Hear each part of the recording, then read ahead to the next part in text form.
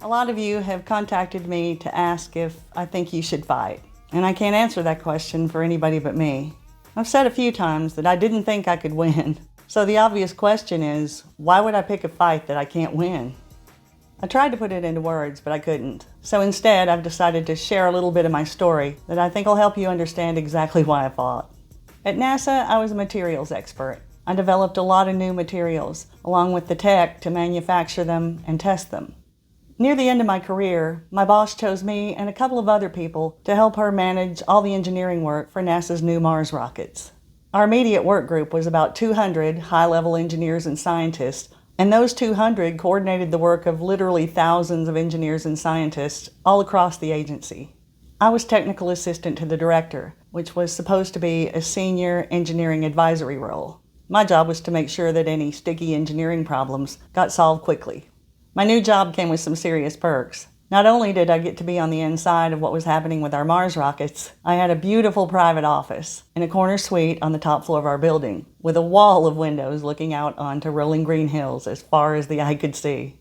Like everyone in our office, I had a very flexible schedule. I was crazy busy all the time, and the hours were really weird, but I loved my job. My husband, on the other hand, didn't love it so much. He likes to tell this one story about Valentine's Day shortly after I got the job. He and I planned to meet for dinner at our favorite restaurant, and I'd told my boss that I'd have to leave in time to meet him. She said that was fine. But when time came for me to leave, she said there was one more thing she needed from me before I left. And when I finished that, there was one more thing, and one more. And that went on for an hour and a half, until my husband called to ask what the hell was going on. Happy Valentine's Day. NASA isn't a job so much as a personal calling. Working full-time all the way through your chemotherapy, coming to work with the flu. At NASA, those things were proof of how dedicated you were. Now that I've been away for a while, that kind of dedication seems borderline insane to me. But at the time, it just seemed normal.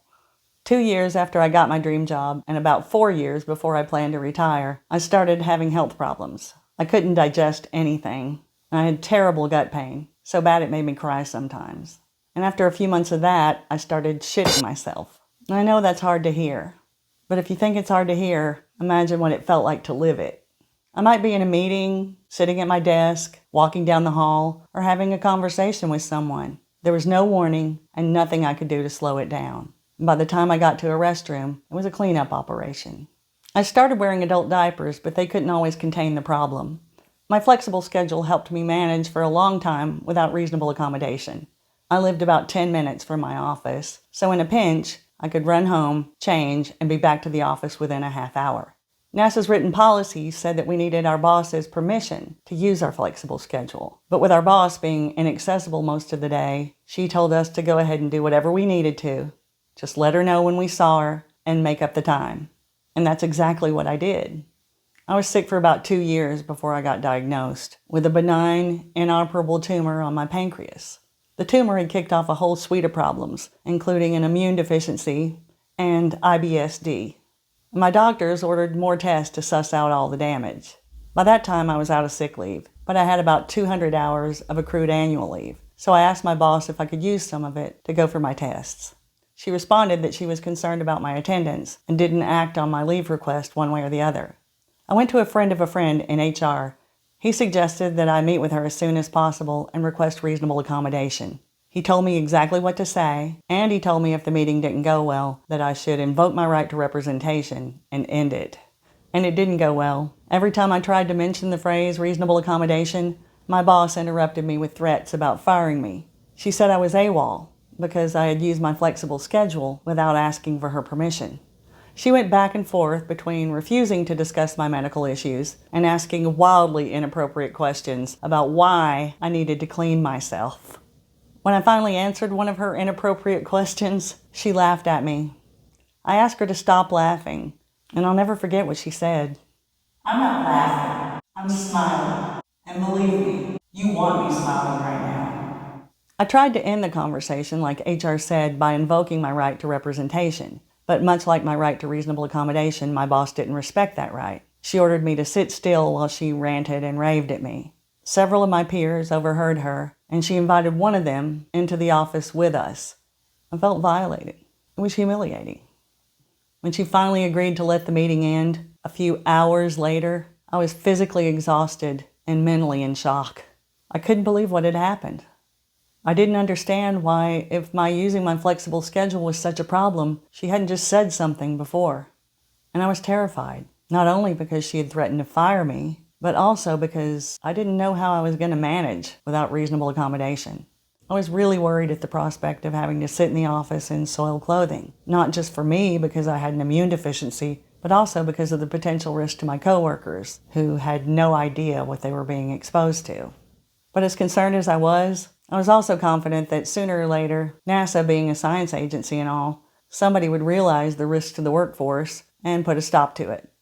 I realized that was never going to happen when the diversity manager invited me over to discuss my complaint of discrimination, and the only thing she wanted to talk about was putting me on a performance improvement plan to make it easier for my boss to fire me.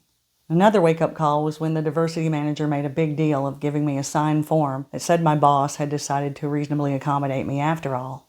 But the fine print said to use those accommodations, I had to give my boss 2 days' notice in writing. And since my IBSD didn't give me 2 days' notice, I didn't see how that was going to work. And the timing of that form, just a couple of days before my deadline to file a formal claim with EEOC, looked to me like NASA was trying to trick me into thinking I'd been accommodated so that I'd missed the deadline. So why did I fight?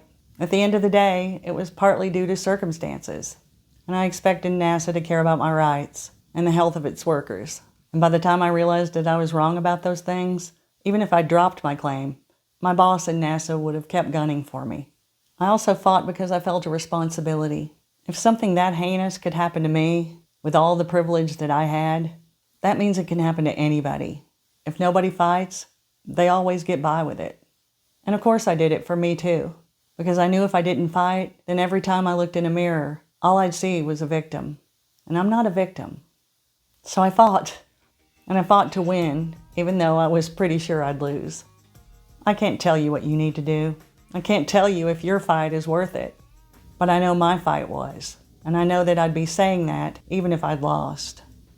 You guys take care, and I'll talk to you soon. Fight smart and hang in to win.